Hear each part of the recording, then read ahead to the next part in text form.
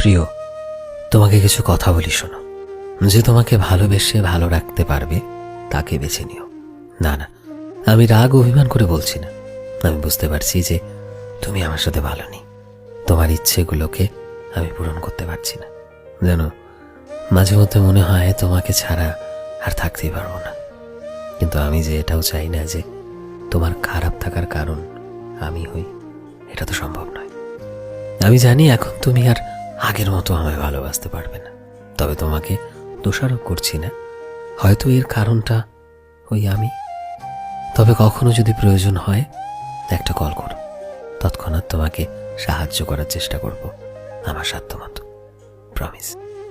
তবে মনের মধ্যে এই ধারণাটা রেখো না যে আমি তোমার কারণে দূরে সরে যাচ্ছি। আসলে আমি আমার ত্রুটিগুলোর কারণে দূরত্ব বাড়িয়ে নিচ্ছি। হয়তো তোমাকে ভালোবাসতে পারিনি।